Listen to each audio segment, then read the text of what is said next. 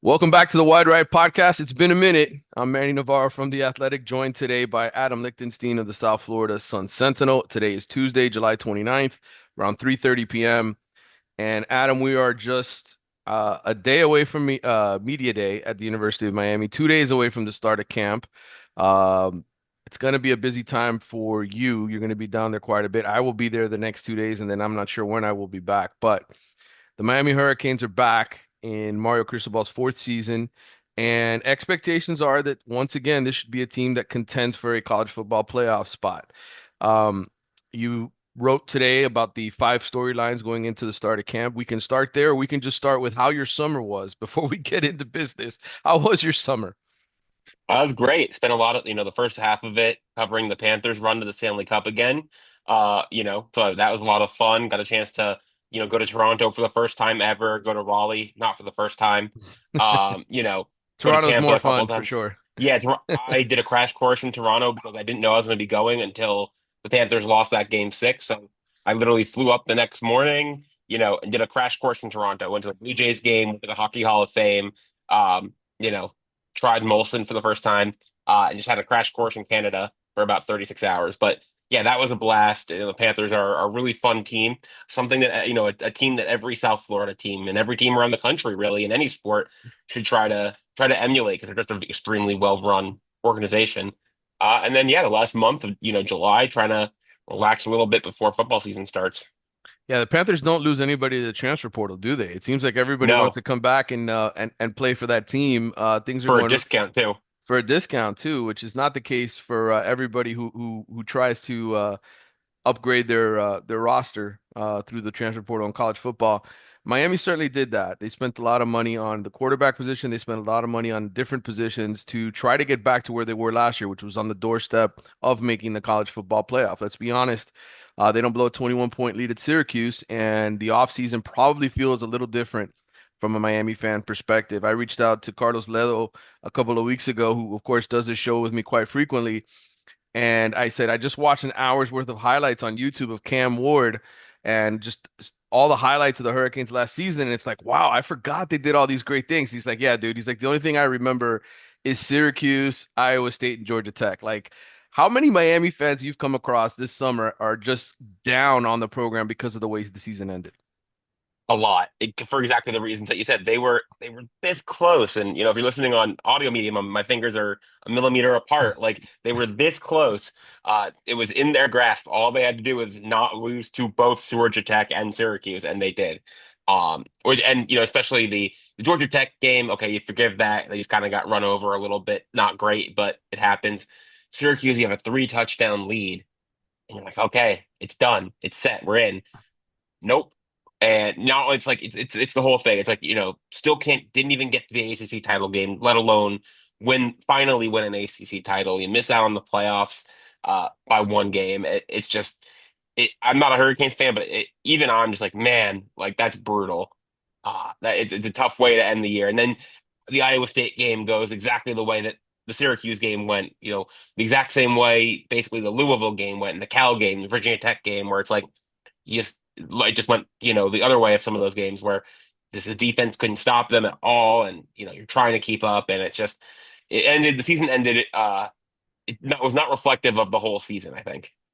It really wasn't. There were so many unbelievable moments, and you just go back to the week they played Virginia Tech, the week they played Cal, Louisville. I mean, they were all back-to-back-to-back games where absolutely spectacular, entertainment-filled football games that kept you on the edge of your seat. And I guess when I look ahead to the future, Adam, I think everyone sort of feels like there's no way Carson Beck's going to be the same way Cam Ward was. He's a different player. He's got a different set of receivers. It's a different team. And I think Miami fans should probably expect to see a different team because it's going to be a different team on defense, especially with Corey Heatherman coming in from Minnesota, where he did a really good job as defensive coordinator. What are your expectations before we get into five storylines to watch? What's your sort of gut feeling as a guy going into what your third year on the beat, fourth year on the beat now? Where is this program at in your eyes? Yeah, fourth year on the beat, but luckily because of the no one has eligibility anymore, so I've got still a few more years of eligibility. Um, no, I've been thinking about it a lot the last couple of days, obviously as we get closer to camp, and I'm just like I'm talking myself into this team. Um, I think we talked earlier in the summer, and we're like, okay, maybe an 8-9 win team, and I'm like, I don't know. I think this team could be really good. I think this team could be just as good, maybe even better than last year's team, for a few different reasons. I think things have to happen. I think people have to step up for that to happen. But I think the possibility is there that this team's even better than last year's team if, things click into place, um, the way, I'm sure Miami fans and the staff and the team want them to. Things don't always go according to plan, but the potential is there at the very least for this to be a playoff team, an ACC title contending team. Like they should be good. I think the talent level, I mean, you've been around the team for forever. I've been around the team just since 2022. The talent level, I think, on this team is just so much better than what it was 3, 4 years ago. Yeah, this is I started the Miami Herald in 1995, so I'm aging myself here. I've obviously been a journalist now going on 30 years. And basically was around the program except for the 3 years I was on the Miami Heat beat for all of that time. And so I've seen this program go from uh, complete real rebuild under Butch Davis to winning a national championship and being on the precipice of potentially a three-peat if a couple plays and situations go their way to the Randy Shannon years where you didn't even have a quarterback, you were doing direct snaps to wide receivers to what this has been the last few years, which is a rebuild under Mario where he's really put a huge emphasis on building this program what I believe is the right way, and that's winning at the line of scrimmage. And it brings me to a stat that I wanted to share before we start breaking down this year's team and where our thoughts are going into camp. I'm going to read you some numbers. Okay, I'm going to Okay. read you some names of some schools and I'm going to read you some numbers. You ready? Georgia, 22. LSU, 18. Ohio State, 18. Michigan, 17. Alabama, 16. Oregon 13, Penn State 13, Texas A&M 13, Notre Dame 11, Oklahoma 10, Texas A&M 10. When I mention those schools, what do you think of? Top tier offenses and defenses. Teams that Some of win, the best teams. Teams teams that that win. Yeah. teams that win and contend for championship. Well, Uh-huh. those are the number of linemen, players that play at the line of scrimmage who have been drafted from those programs in the last five Mhm. years. Georgia's won two national championships. Surprise, they've got 22 guys drafted from the offensive or defensive line in the last 5 years. LSU, with that great Joe Burrow team, has had 18 players drafted on the offensive line. They've contended for SEC championships throughout that time. Ohio State, last year's national champions, 18 players drafted in the line of scrimmage the last 5 years. Michigan, 17 off of that one championship team that was a contender, a playoff team 3 years in a row. Alabama, 16, right? Nick Saban always went to the line of scrimmage, or he did before he stepped away from football. Mhm. So my point here is I'm going to give you Miami's number. You ready? What do you think Miami's number is? 4, Seven. 7. I Seven is undershot the it a little number. bit. Right. But the point is, look at the gap, right? Look Yeah. at what Mario is trying to build towards with the way he recruits, the way that the Miami spends in NIL for offensive and defensive linemen. Big money, right? They have the number one offensive line recruit in the country lined up for this year. They have potentially the number one offensive tackle in next year's draft and Francis Mauigoa playing right tackle. Eventually things are going to change, Adam, if Mario can get Miami to start having its offensive and defensive linemen drafted high every single year in the draft, the way Georgia, LSU, Ohio State, Michigan, and Alabama do. It's just going to happen. Mhm. It's just inevitable to me. So I think Miami fans have to look at this as a progression. When I first did a show about Mario getting back here 4 years ago, right when you were getting on the beat, it's the first thing I talked about. And Carlos, to his credit, mentioned I think this is going to be a build similar to Michigan. Took Jim Harbaugh 6, 7 years to get Michigan to win a national championship, They but he almost did it. fired him. They wanted to fire him. Right. But they ultimately overcame it because his defensive line and his offensive line was just ridiculous. It almost didn't matter who was playing running back or receiver for him. He had some good players, obviously, at those positions. But in the end, the game is won at the line of scrimmage. And so I think eventually Miami's going to get there. And the reason I have hope for this season is because I think Mario has done a good job building both of those sides of the line of scrimmage. And look, your secondary can look a whole lot better if you can get to the opposing quarterback. And I think they have some young guys that are really stepping into those roles.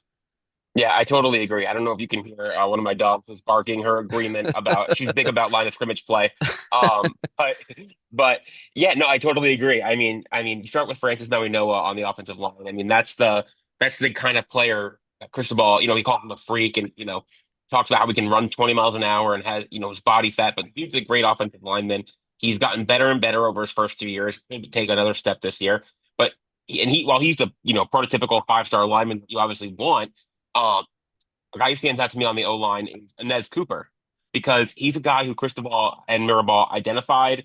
He was not highly recruited, ranked like 1,200 in the nation or something. Big dude out of Mississippi. They bring him in, as not an afterthought to them, to the staff, I'm sure, but an afterthought to people who follow recruiting, follow the team. Just, oh, he's another guy in the class, big bodied offensive lineman.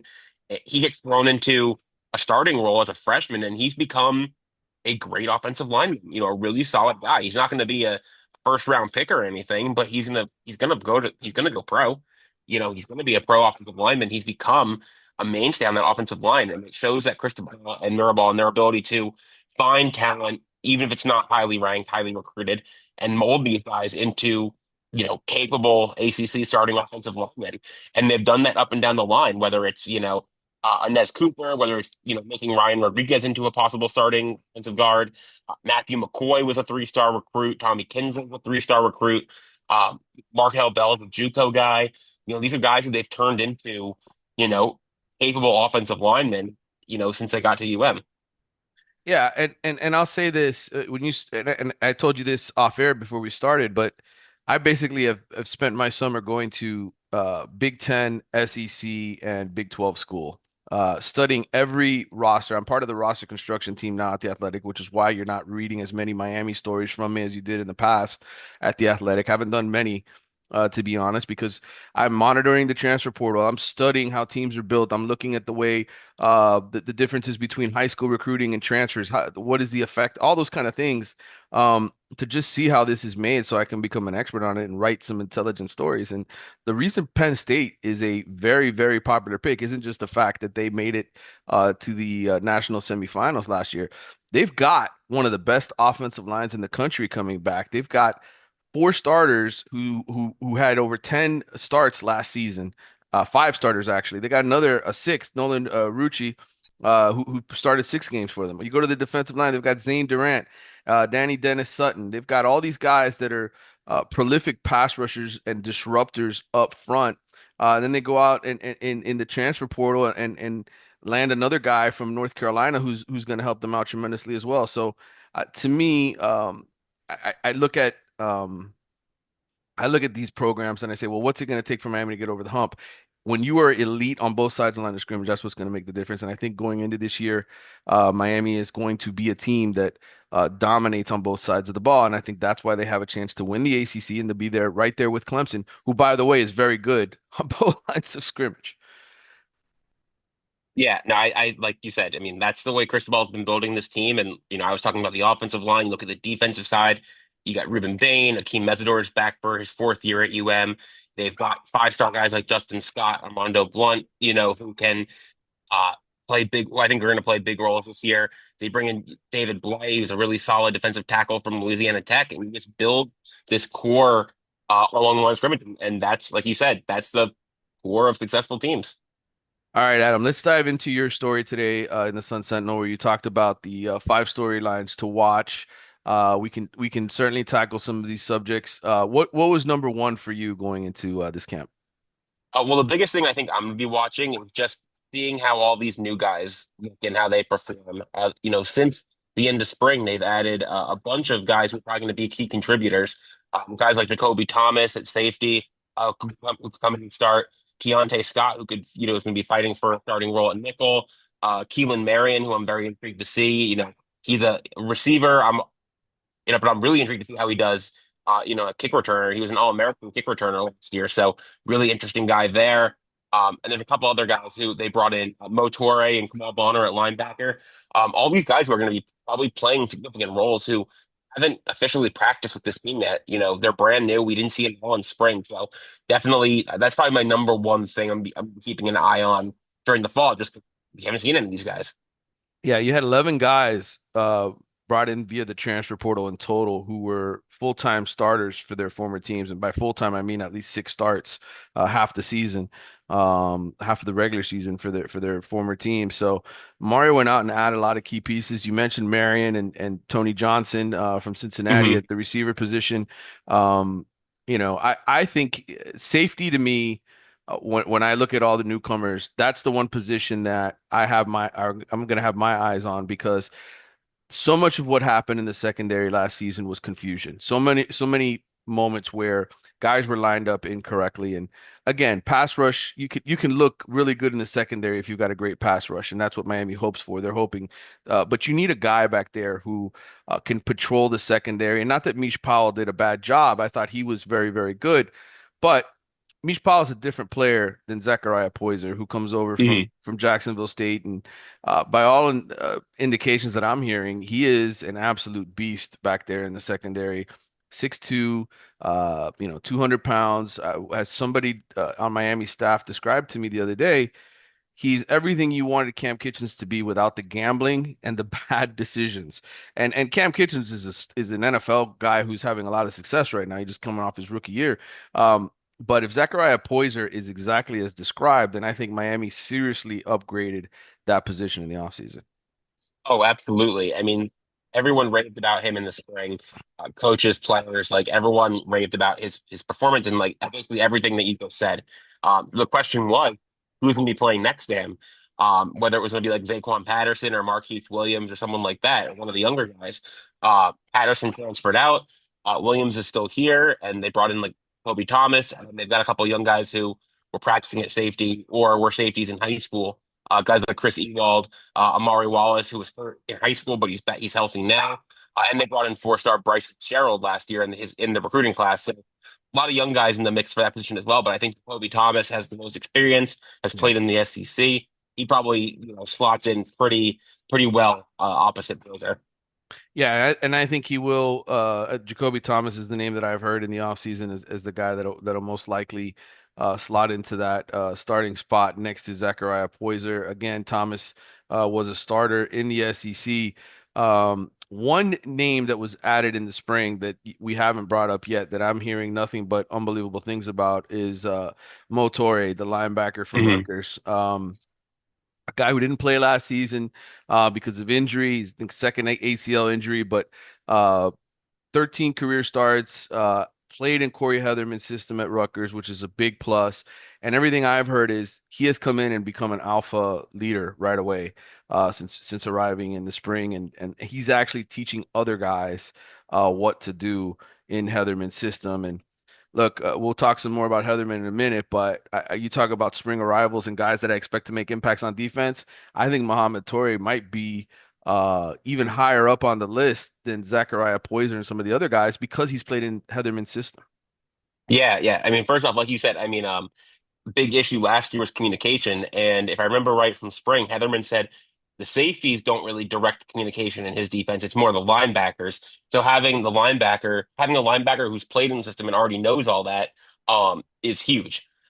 So having him come in after having played in that defense, that's a really, I mean, in addition to what he can do just on the field, like it is own ability, the ability to communicate kind of between the safeties and the defensive line is going to be big for them. And Torrey, I mean, like you said, when he's been healthy, he's been a great player. He was an all Big Ten, I think, honorable mention in the last year he was healthy in 2023. So Yep. if he's that player and he's healthy and he's that player again, that's a massive addition. A guy who's capable of doing that well in the Big Ten, can definitely do it at Miami.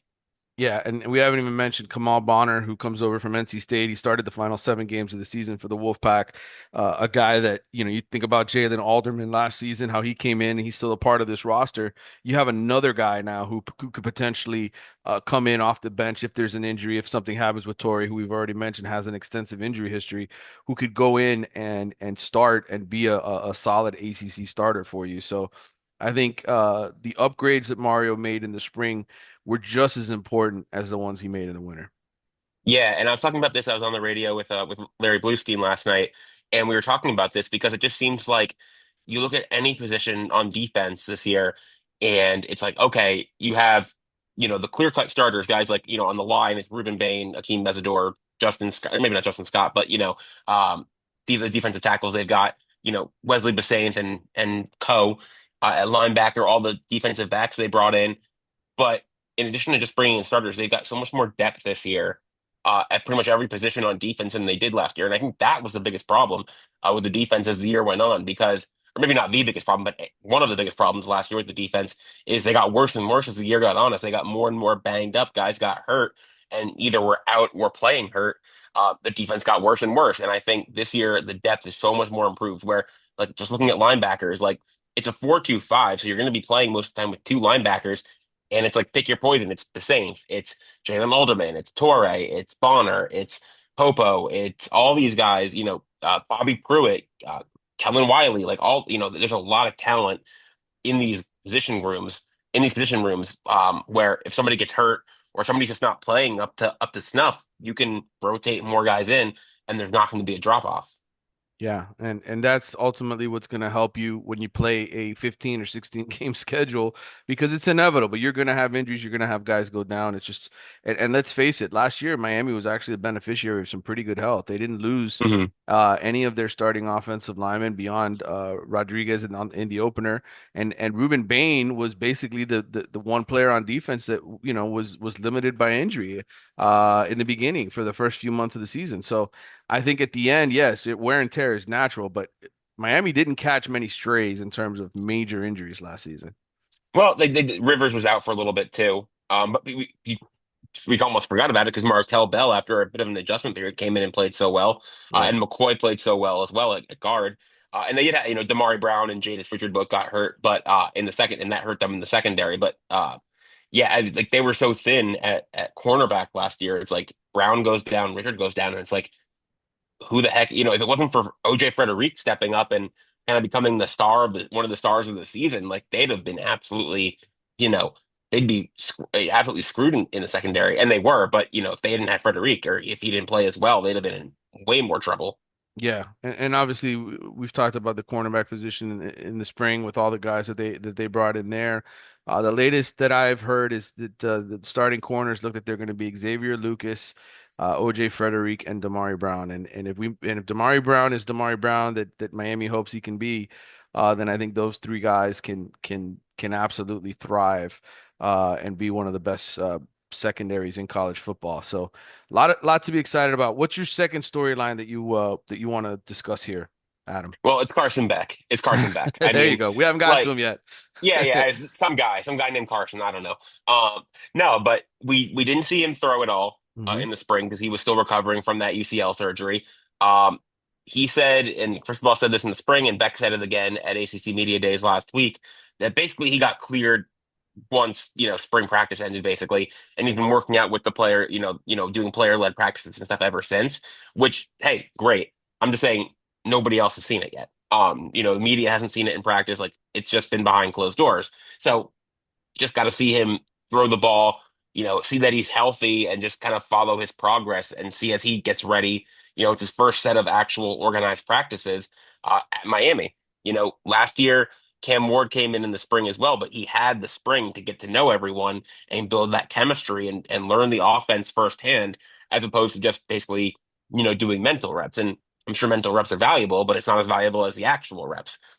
So it's just a chance, it's a crash course. It's, a month or so of getting everything down pat in preparation for Notre Dame, because you don't have an FCS team to warm up against. And, there's no preseason. It's just you're thrown right into the fire against Notre Dame in week one. So he's got a month to get everything down. And that's obviously incredibly important for the Hurricanes this year. The good news for Miami is that the Irish will also be having a quarterback thrown to the fire in CJ Carr. So we'll see Yeah. what happens August 31st. We're still a month away from that, but you're right. I think there's no doubt we need to see what Carson Beck looks like. I think everything I've heard is that Beck has come in. He's not the same player Cam Ward is in terms of walking around with swagger and Well, who is? trash talking the defense in practice and doing that kind of stuff. But I heard that he is one of the smartest football players that Shannon Dawson has been around, and that he is such a good teacher.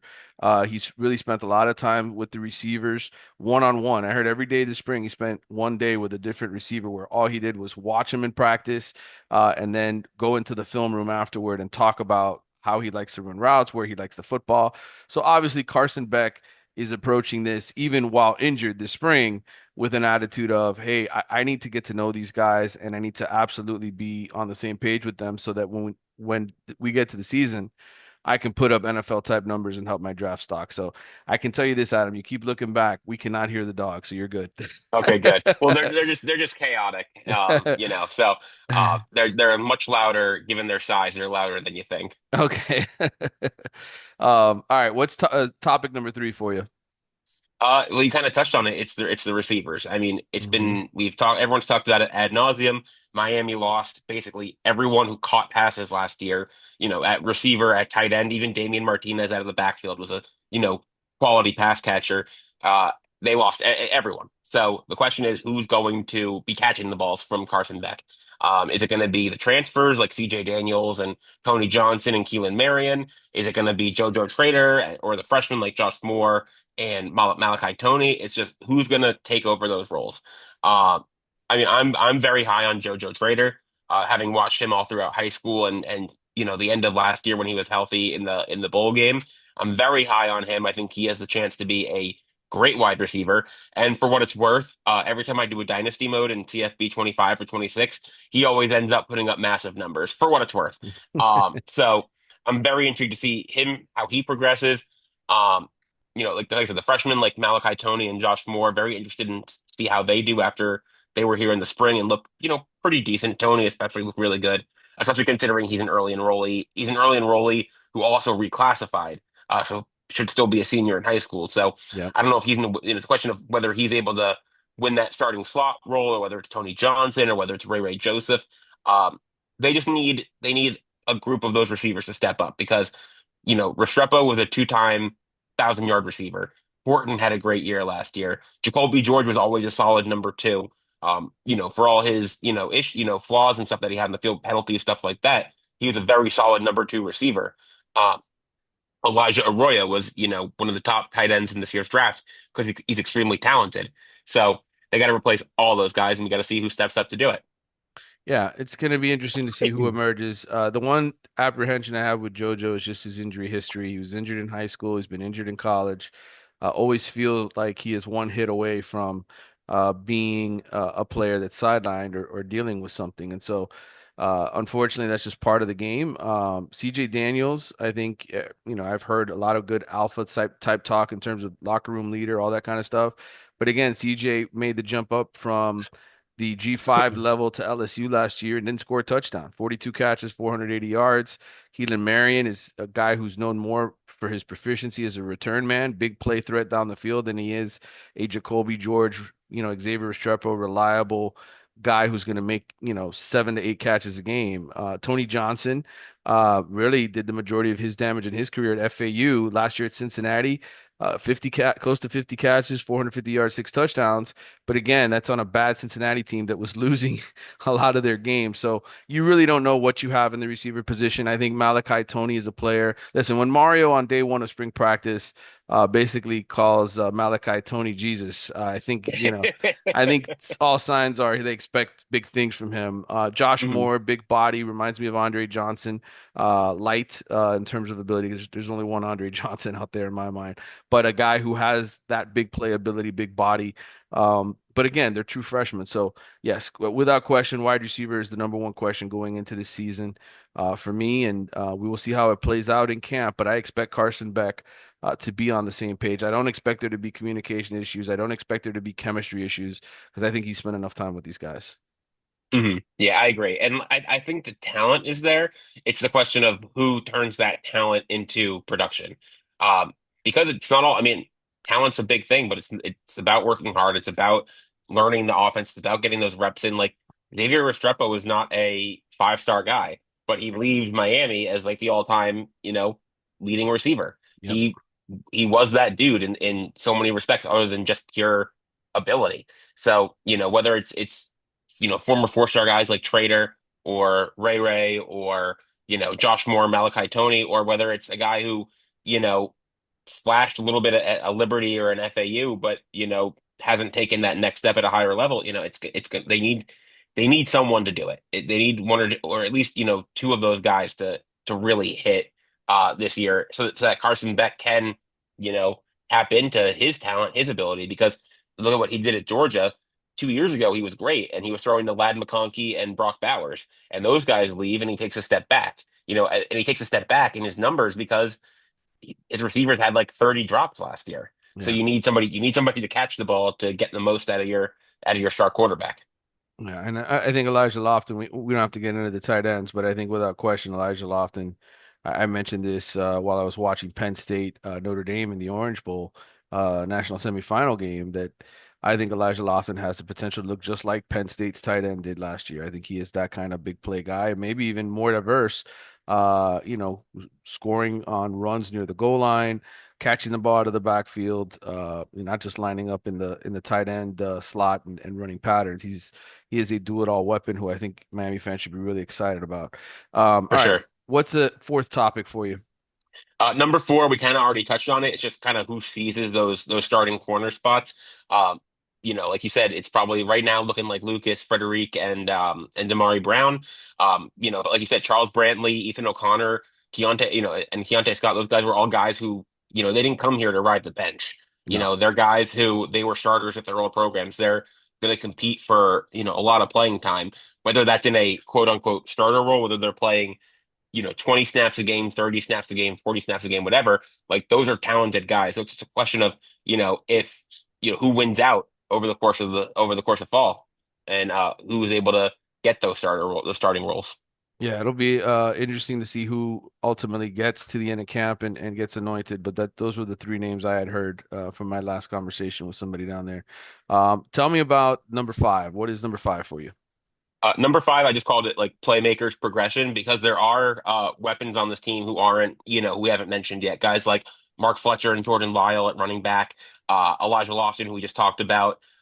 There are guys on this team, who've played a good amount of snaps already, but now will have much bigger roles this year. Like Fletcher was a very good number two back the last 2 years behind Damian Martinez and Henry Parrish the last 2 years. Uh, Now he's going to get the chance to be the feature back, to be the top back. He's the oldest guy in the room.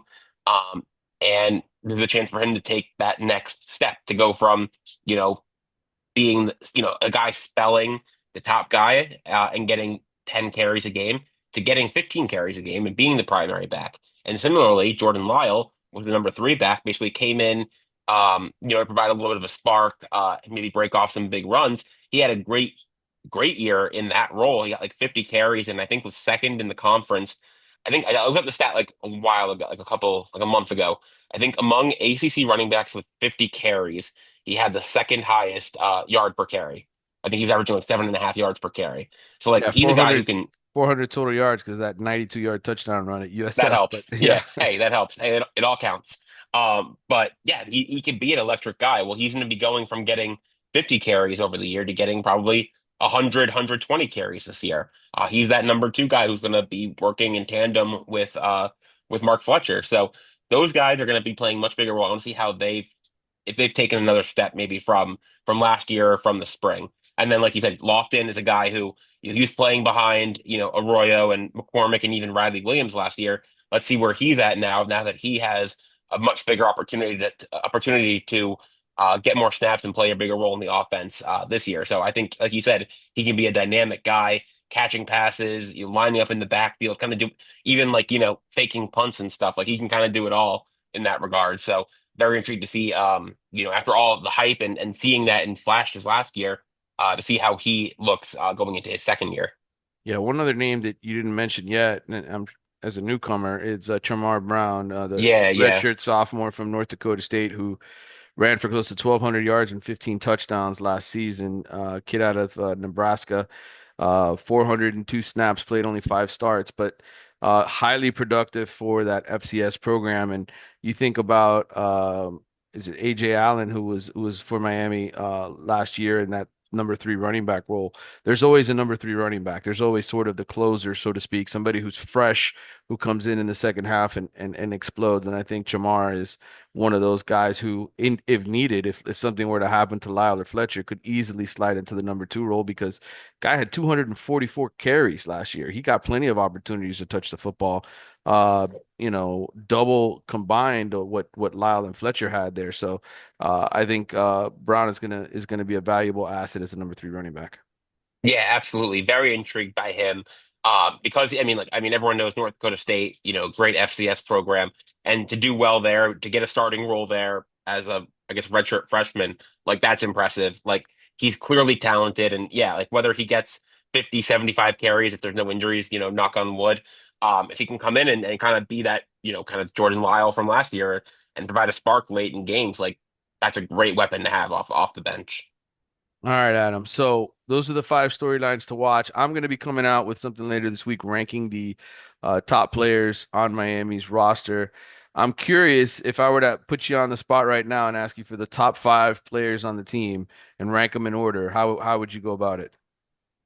Okay, number one, Francis Mauigoa. Number two, I'd say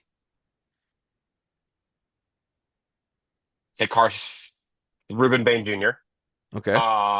If he's healthy, I'd say Ruben Bain number two. Number three, I'd say Carson Beck. I'm a Beck truther. I think he's going to be very good this year. Number four, I'm going through every position in my brain. Number four, my gut wants to say Zachariah Poyser, but I just haven't seen him do it at Miami yet. But I want to say him. And then same thing with Xavier Lucas. I think the talent's there and the ability's there, but he only played like 170 snaps at Wisconsin last year as a freshman. So I think he's talent wise, he's up there, but I don't know if I'd put it in number five. So maybe I'll say uh, Mark Fletcher. Okay. It's a good five. My five right now is Carson Beck, Hmm. Ruben Bain, Francis Mauigoa, Zachariah Poyser, and Wesley Bissainthe. Those are my Okay. five Yeah. to go with at the start of camp. Obviously, that number can change by the end of the season, but the point being that, you know, there's not a clear cut five for either of Yeah. us, right? Yeah, and Uh, I think you could put, like, and it's the same thing with so many players. Like, it's like they've got the talent to be in that group. Like, I think JoJo Trader could be in that group. He's got the talent to be there. Like, if I was making a video game, if I'm making CFB 26 or 27, I'm putting like JoJo Trader. His overall right now is an 80, and his potential is a 90. Like, yeah. and if he gets to that 90. He's one of the best players in the team. If he doesn't, he's not. I feel like there's a few players on the team that are kind of like that. Yeah, good point. All right, I want to get to a quick mailbag and then we can sign off for the day. We got a busy day tomorrow with media day and camp and everything else starting. This is from Jake Campbell, the one coach soup. He says, "Welcome back. Is it me or is Beck the shade more because he transferred to Miami? He's the top returning QB based on 2024 QBR. Feels like if he went to Ohio State or Oregon, he'd be talked about differently. You buy into that anti-Miami Beck hype, Adam?" A little bit. I don't know if it's necessarily like anti-Miami, or just people who were down on Carson Beck because of the way his second year as a starter at Georgia went. But like I said, I'm kind of a Carson Beck truther. I think I don't know if he's going to be a Heisman finalist this year, but I think he has a chance to be very, very good this year for a couple of reasons. One, obviously, 2023, he put up phenomenal numbers, was one of the best quarterbacks in the country. And, they were talking about him entering 2024 as a potential top quarterback off the board. Like, he's got that ability, he's got that talent, he's got that intelligence. Like, he can be that good. Last year, he had a really rough stretch, I think, in the middle of the year where I think he threw like seven or eight of his 12 picks came in like a 3 or 4 game span. Like he had a rough stretch.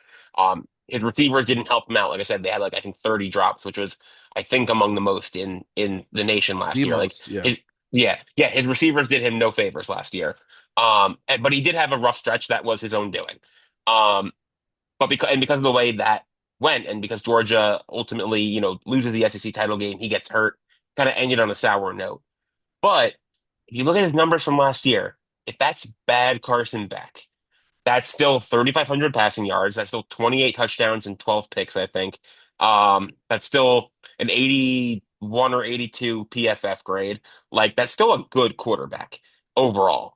Um, and that's against, SEC teams. He's going to be going against um, worse defenses this year than he did, just day in, day out in the SEC. So I think as long as he's healthy, I think I am a Carson Beck. I'm part of the Carson Beck hive, I guess, and I think he's going to be a all ACC caliber quarterback this year. I'm high on him. I think as long as he's healthy. Yeah, I agree. I think he is an all ACC type quarterback. I think Kate Klubnik will probably be the first team quarterback because Yeah, that's fair. Clemson's probably the best team in the league. But I think without question he'll make second or third team, and I think he'll be a guy that puts up huge numbers, and people are talking about in the NFL draft going into next year. So I think I think Beck bounces back. I'm in agreement with you. All right. I'm most worried. This is from Columbus Kane. I'm most worried about our back seven. Who do you see starting, and how do you think that unit does? All right, we told you who we think is going to be starting. I said Jacoby Thomas and Poiser at safety, and I think it's going to end up being OJ Frederick, Damari Brown, and Xavier Lucas in terms of I guess the 4-2-5 setup. Um, what are your expectations though as a whole for this secondary? Do you think this is a top 25 secondary by season's end? I mean, I'm gonna go back and look at the number right now, but I think Miami finished in pass opposing quarterback QBR. They were sixth in the ACC with a 120 4.69 rating. Uh, what is your, do you think they are top three secondary in the ACC this year? It's so fun that we talked about the secondary last year, like it was apocalyptically bad, and they were sixth in the conference. It's kind of they were like mid tier of the conference. Even there's what 18 teams in the conference now, top third of the conference. Right. So that's kind of funny. But yeah, I think they can be a top three unit in the conference. I mean, I think they could go. This could be a top. I think they were what tops? They were 55th or 60th last year in defense in the nation, which is obviously not good enough. Um, they could cut that in half. I think they could be a top 30 defense. Like that would not shock me. I think they can be more than capable. Are they going to be an elite defense? I wouldn't go that far, but I think they can be a good defense, and I think they can. And I think more importantly, I think they can be a good enough defense. Yeah. I would think that Duke's defense secondary is one of the best in the league with Chandler Rivers and some of Yeah, the guys they got there in terms of just experience. But I think this is potentially at worst a top three secondary in the ACC this year for Miami. All right. Let's go to the next question from Andrew V17. Are there any position groups that worry you on the roster? yeah, the receivers. Yeah, agreed. I think that one's an easy Like, one. yeah, and like I said, I think they can be good. Just the question is, will they be good? Right. Absolutely. All right. This is from Rodney King 06. Which is better for Miami? Chance to make the playoffs or go 4-0 in the non-conference and lose two games within the conference, or go 8-0 within the conference and lose to Notre Dame and UF. So in other words, uh, which one do you think is more likely? Miami going undefeated in the non-conference but losing two games in the conference, or going 8-0 in the conference and losing to Notre Dame and Florida? What do I think is more likely, or what do I think is better for their playoff Well, chances? I'm gonna guess better. It says here which is better for Miami's chance to make the playoffs. I would say, go ahead. You can answer first. So go ahead. I think what's better for their playoff chances. I mean, one, it depends on how Florida and Notre Dame season go and all that jazz. But I think if they go undefeated in conference play, they make the conference title game and they're 10-2. They uh, they probably it depends on the rest of the field. If they're 10-2 and they go to the conference title game and lose to Clemson and they end up they're 10-3, it depends on the rest of the field and how the committee wants to shake things out. If they go 10-2, if they go 0-2 or against Notre Dame in Florida, run the table in conference play and win the conference title games, they're automatically in. Uh, the most direct path to the playoff is win the conference. So I guess I'll go with that. But I think if you need to make the playoff and at large spot, you need to win one of those two big non-conference games. I'm gonna say timing is everything. I think Yeah. you think about the snubs that the ACC has suffered when it comes to making the playoffs the last couple of years. Florida State, obviously 2 years ago before Miami. If Florida State loses an ugly opener to Louisville, but comes back and runs the table from there and goes 13-1, they're in the college football playoff. It happened the other way for them. They lost their quarterback and they had a terrible performance, even in winning the ACC championship the last game. Miami loses two of their last three games, and doesn't even get to the ACC championship game. So much of when people care, in terms of the playoff committee is what matters. And Miami had Hmm. the number one offense in the country, and it didn't matter in the end what they did in September and October. It mattered what they did in November. And I think timing is everything. And I think the better scenario for Miami is losing two non-conference games to two ranked teams and running it in the table in the ACC and going 8-0 before the ACC championship game. That's my opinion. Yeah, yeah. But I just think if they go, even if they run the table in conference play and they're 10-2, if they lose the ACC title game to, let's say, an undefeated Clemson or a one-loss Clemson, it all depends. If they lose, 33-31, it's different than if they lose 38-10. All that stuff, there's a bunch of variables. I just think, and it depends on how if they were to lose to Notre Dame and Florida, how they lose to those teams. Did they lose by a field goal? Or did they lose by two touchdowns? Right. If they lose those games, they lost both of those games at home. What does that mean to the committee? There's a million variables, but the easiest path to the playoffs, like I said, is just win the conference, or Yeah. at the very least, get to the conference title game with one loss. And if you lose that game, then I think you're like SMU and you're still in. Yeah. Um, so that's the easiest way. You got to win the conference is the easiest way. Just win the conference. Just do it. Just win the ACC finally. Yeah. Alex Avila on Twitter says, with the North Carolina talk recently, anything you learned from the national level on realignment, specifically ACC and of course UM? Look, I think it's just talking season. There's a lot of people who that those SEC reports with North Carolina.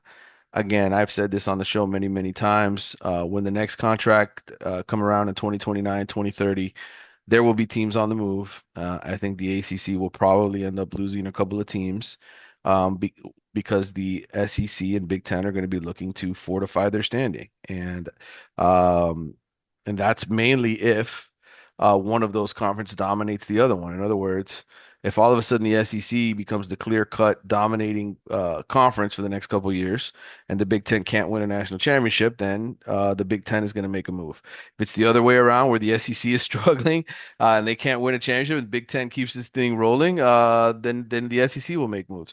But if they're 50-50 and nothing's happened, it's a need-based movement. All of this, and more dollars, etc. So to me, yes, I expect there will be some level of change, but I'm just not. There's nothing to report right now for sure. Yeah, we're all. But I mean, look, the SEC's at a crisis point. They haven't won a national title in 2 years. Big Ten's got the last two. It's a crisis. This is from Dr. Jones. Biggest question for Beck is how he's received by his teammates, given the way he and Georgia parted ways. Is there any concern about how he wins the locker room over as a new guy? As he's seen as a genuine player? Is this team has an Achilles heel? What is it? I every indication so far in terms of Beck is that he is a good person, and that the players like him. Was he well liked at Georgia? Maybe not. Maybe that's why they were okay with him leaving. But what have you heard on Beck in terms of feedback? Yeah, same thing as you. I mean, I haven't heard really anything negative. I mean, we'll see if things start going poorly, then maybe things change. But I haven't heard anything that indicates like that the players don't like him or anything like that. All right, last one from Ed Helinsky here. What grade do you give Miami's football program for its recruiting and roster building efforts this offseason? Good question, Ed, because I will be grading every Power Four team soon. I think this was an A offseason for Miami in terms of filling needs. I think the spring portal window was huge in making it an A. I don't think it was an A after the spring. They still had needs at safety and linebacker. They added more depth at those positions. Is it perfect? No. But they had a top five transfer portal class. Had the number one class in the ACC yet again, and to me, everything is heading in the right direction, and they're not losing important players in the portal, in my mind. Yeah, if I had to give him a grade, I would probably go A minus.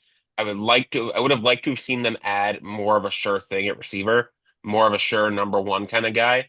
But off the top of my head, I don't even know if there was one of those who was really in the portal. So, No, you his know, he Jeremiah played. Smith didn't go in the portal. Yeah, he wears number 4 for a team in red. I was about to say. Yeah, yeah. Jeremiah Smith wasn't tempted to come home. So, I mean, I don't, like I said, I don't know if that guy was in the portal off the top of my head, but if he was, they didn't get him. They got solid guys, guys who've produced and played, but they didn't bring in a star receiver to like one guy who could say, okay, we've got that guy. We've got Xavier Restrepo who's going to catch the ball he's going to get 1,000 yards. Like they don't have that guy. Uh, and like I said, I don't know if that guy was in the portal, but that's the only place I think I'd really dock them for the offseason. Yeah, and again, they have bodies though, and I think going into last year, Adam, when I did this show a year ago, I was of the feeling of they didn't get enough in the secondary. I don't feel that way right now with this roster. I don't feel like they didn't address it in some way, shape, or form. Did they get the Mhm. best guy available? Maybe not, but I think they certainly addressed every position this time. Last year, I didn't feel that way. Yeah, and you don't know, and like you don't always need a superstar at every position to win. You don't. You have enough good players at every position, you can win. Not even Ohio State had a superstar at every position, probably. Um, maybe they did. But you don't have to have a superstar and a five-star, super prospect at every position to be a good team. And like I said, I think Miami got solid receivers in the portal, but like I said, they didn't get the clear-cut number one guy. Fair enough. Adam, thanks for joining me to do another episode of Wide Right. We will be busy the next few days. I'm sure we will come back with more episodes in the weeks ahead, but wanted to just get something on the board, so to speak. Get score a basket, right? Before my daughter's big playoff game tonight on the Wide Right pod. Thanks for coming on. Anything you want readers to check out in the next coming days? Yeah, I'll just, have all my coverage at the Sun Sentinel. You can read it at sunsentinel.com. You can pick up a physical copy of the paper if you want to be retro. And I'll be posting, plenty of stuff on Twitter, on Blue Sky. You can follow me on Twitter at AB Lichtenstein, on Blue Sky at A Lichtenstein. I didn't have to use my middle initial on Blue Sky. So yeah, I'll just be, like you said, be very busy the next couple days, the next month, and then next thing you know, it'll be football season. Yeah, we will be in Hard Rock Stadium for the opener against Notre Dame August 31st. That'll be a fun Sunday night of football. I look forward to all of it. Adam, look forward to seeing you tomorrow at camp. Uh, nice show. Good job. See you soon. Yeah. Thanks for having me.